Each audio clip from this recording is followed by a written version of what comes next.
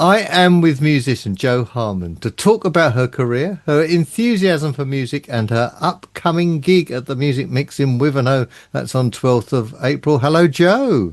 Hello, Lovely to see you. you too. Good.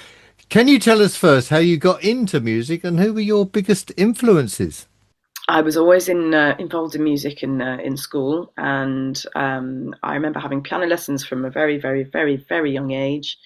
And then I took up the bassoon when I was 8, and was kind of into classical music, but also discovered soul music in my teens, and R&B music and jazz and all of that, and found a whole world kind of opened up to me and explored that a lot more. And then I went to uni, scrapped that, went to music college, and kind of the rest is history, I suppose, as they say.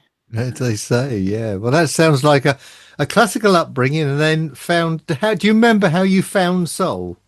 I think for some reason, I think I found Ella Fitzgerald first. I think she kind of, and I think that was probably from doing like GCSE music or something, or being told about it from my music teachers at school, or I don't Mm. know, just through the grapevine. I'm not entirely sure. I can't really remember, but I think she was the kind of first artist, had black music, jazz. So I think she was the Mm. first. She was like my gate. She was like my gateway drug.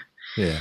And then from there, I was like, okay, what about this person and this person and this person and Yeah. this person? They kind of all sprawled out from there, as the kind of history of music does. It's kind Yeah. of Ella was somewhere kind of in that earlier period. And also I used to sing in bands in school, and we always used to cover Aretha stuff. Yeah, and obviously when I discovered Aretha, I was like, yeah, this is where it's at. Like, this is me. This is where I'm at. This. I found my person.